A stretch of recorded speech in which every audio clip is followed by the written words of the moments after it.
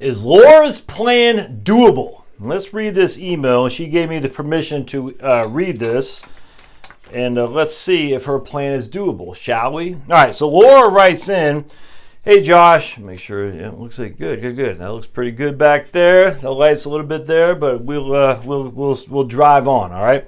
Drive on with a mission, Josh. Drive on with a mission. All right. I believe I will have $500K plus in my accounts. We got that right there, which I had already written down because I prepared in advance of the video. I kind of prepared. By the time I retire. My goal is to retire next year at 65 and a half and withhold Social Security until my retirement age or later. But I don't think I can hold out. All right, I'm not sure about that. And she's 65, so she's saying, I'm going to assume, I don't know how old she is off the top of my head, but wait. We can figure out with our trusty calculator. So she's 64 now, so we do 2020, because that's a new year, minus 64. 2020 minus 64. Oh, yeah, so she'll be at her full retirement age at 66. All right, cool. So she'll be 65 and a half next year. So she needs to wait. Based on when she retires, she'll get her full benefit, give or take a couple months. But she's not sure she'll be able to hold out by waiting for Social Security. Most of the people in my family have died in their high 80s or low 90s. My mom at 90, my dad at 96. So I figured 95 for me, although a part of me says maybe I should plan to have enough till I'm 100. Probably not a bad idea. My Social Security, she said, will probably be about $1,650. I have a small pension that she's been collecting for a number of years that she's getting right there. All right. I'm going to choose a Blue Cross Blue Shield Sapphire plan. I don't know anything about that. I figured I need $45 a year to live on comfortably. All right. If I don't do vacations, have no big bills like some dentistry or something like that, I can live in the 35 to 40K range. Okay. But I don't want to be that tight if I can help it. By the time I retire, I'll have no debt to speak of. I never accumulate anything on credit, pay it straight off. All right, right on. I have long-term care health insurance by John Hancock, and I also have $100,000 in cash. She's going to be fine, but I want to crunch the numbers. I already emailed her, so you're going to be fine. Pension, no debt, and Pablo. Pension, no debt, and Pablo, she's going to be fine. Pablo's giving me the, what's up, dog? Okay, you want to go see what everybody's up to? Okay. All right, you can go. You don't have to sit here. You can go see what everybody else is up to. We got sleepover here tonight. Hold on a sec. Let me just get him up here real quick. All right. I'm a good. She talks about her investments. And Frank, I don't care. That's fine. I mean, I'm glad she talked about her investments, but it doesn't matter. She's invested rather aggressively, which is good. The only big purchase I'll have down the road is a new car, but I hope to put that off for 5 or more years. My car right now is a 2002 in great shape with 120,000 miles, and she takes care of it. I love it and plan to have it as long as I can. Kudos to you, Laura. If I buy another car, I'll be secondhand sometime down the road. Is this doable? I appreciate your honesty, encouragement, and advice. Love your channel, and thank you. I'm not an engineer, but fell in love with YouTube because of the information and better idea of what is going on out in the world, and what people are thinking, doing, and so much to learn and get educated about, not just with finances either. Yeah, well, me too, Laura, that's for sure. All right, so can I put you down there, big man? Can I put you down? It's rain outside. Paul does not like the rain. But, oh, yeah. Oh, I know you guys are just watching for him. Oh, look at that guy. Could you be any doggone cuter? Could you be any cuter? I got to put you down, though, buddy. All right, let's put him down. All right, thank you. You want to hang? Okay, so. All right, well, let's go into this. Got my trusty calculator. Looks like Pablo's doing something over there. Come here, bud. Okay, come on. All right, so the first thing we're going to do is we're going to calculate 1650 plus 838 to get an idea of what her pension and Social Security give her. Now, the pension is not adjusted for inflation. It doesn't sound like. So that's going to be right shy of $2,500. So we're just going to say this is. Let me get a different marker. Let's do this black one. We're going to say $2,500 a month right here. All right, and that's in guaranteed income. Now, again, this is not adjusted for inflation. This will be. All right, so and we're not going to get too deep into that. We just don't need to. All right, so $2,500 a month times 12 is, what's that, 30,000 a year? Is that right? Let's make sure. 25 times 12. Yeah, 30,000 a year. Okay, so that gives her 30,000 a year of income.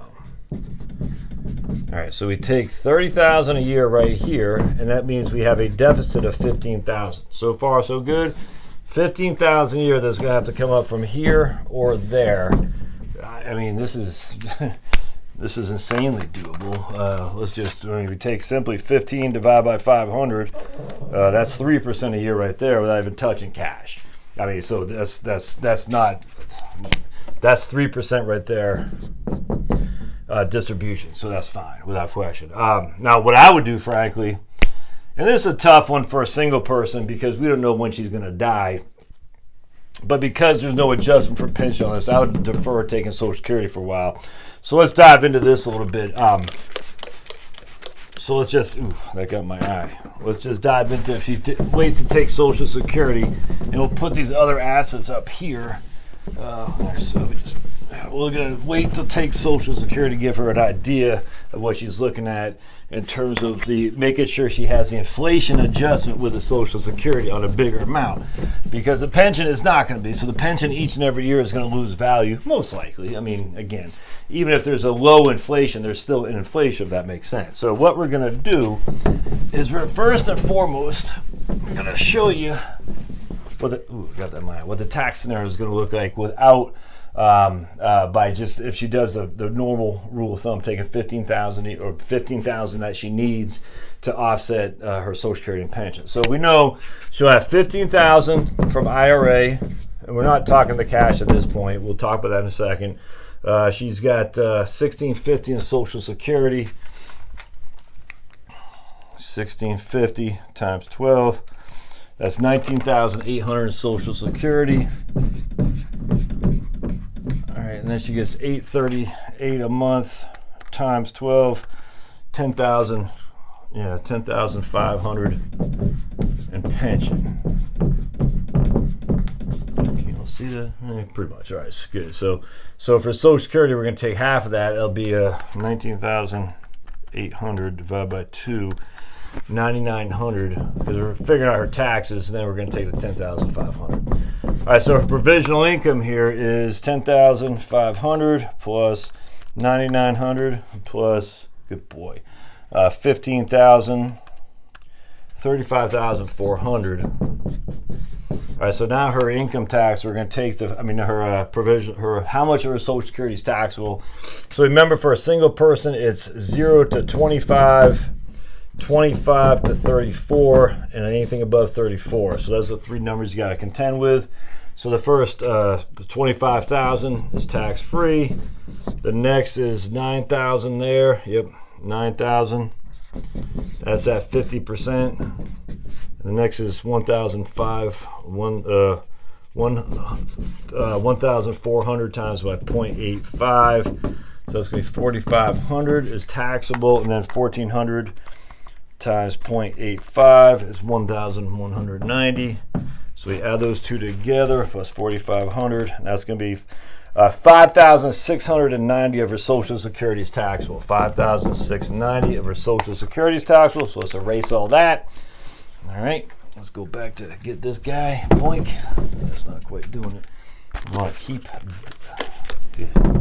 getting out of my eye, man. Eesh.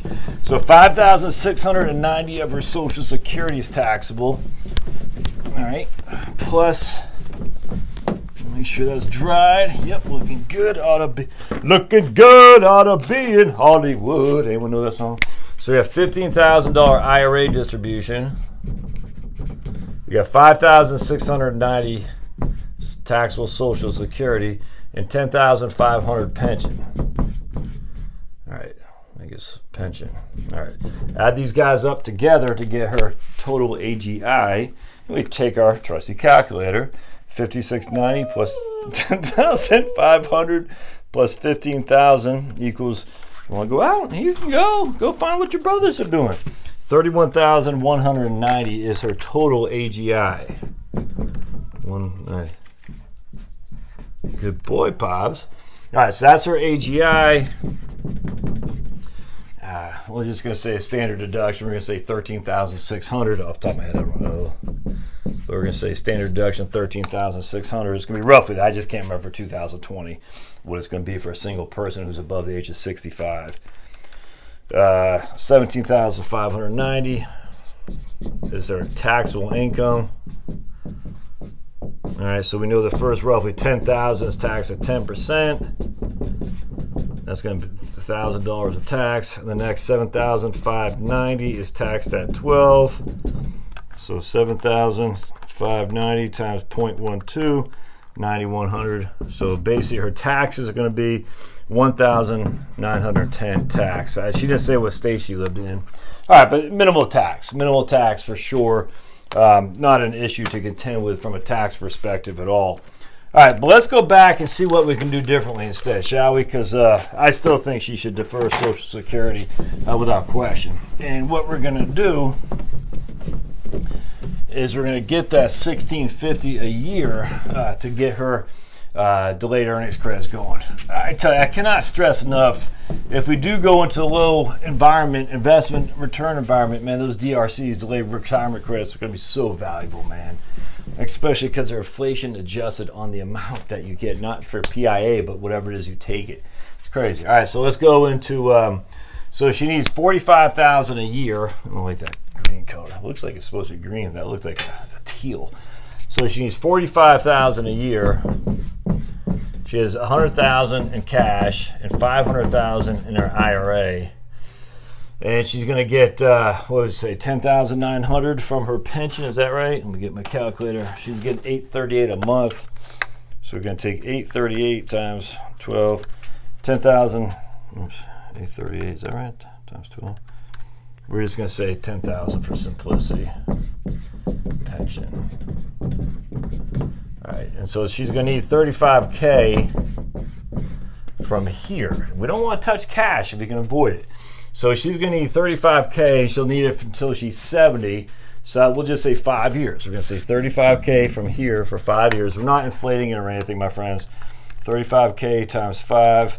She'll need $175,000 total, which will, again, we're not for 5 years, which will give this down to, what's that, $325K. So by the time she hits 70, she'll have $325,000 in her IRA, which she'll have to take RMDs off. But by then, her Social Security is $1,650 times 12 equals $19,800 times 5 years of delayed credit. So $19,800. Good boy, Pablo. You got there, big man. There you go. The toilet paper roll, weird dog, okay. Times, so she's gonna have 5 years at 8, that's 40. So that means she'll get 27,000. So we got 27,720. We're not using any inflation, just be advised. We're not inflating the expenses, we're not inflating the returns, not inflating her, we're getting her the 8% of your delayed earnings credits, but we're not giving her any cost of living adjustments on top of that. So her Social Security at that point will be $27,720. All right. So she still needs $45,000. So we're gonna take. Let's just erase that.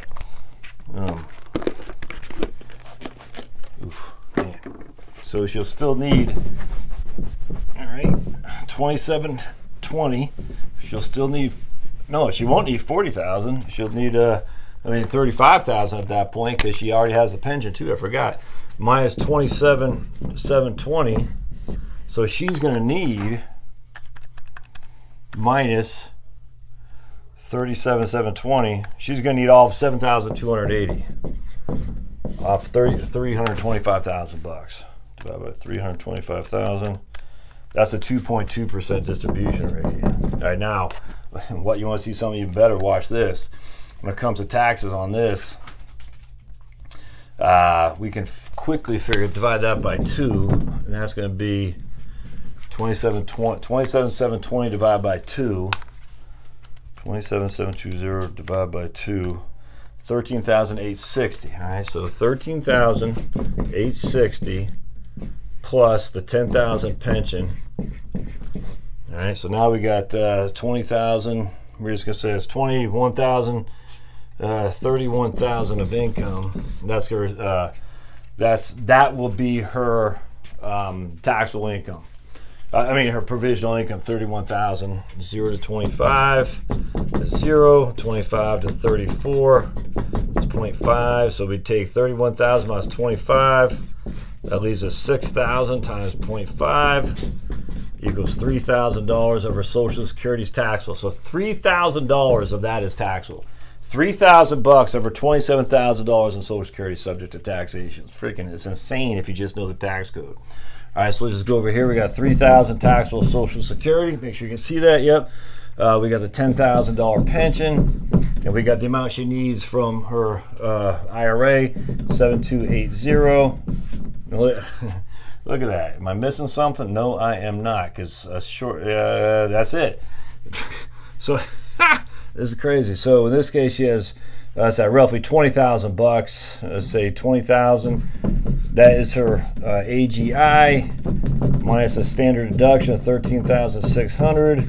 So she'll have $6,400 of taxable income, which will be a 10%, which is $640 of income tax. All right, so not only is she taking less of a distribution yield from the portfolio, she's also paying, I think, about a third less in tax. Is that right? Because before we had to pay in about $2,000, $1,800.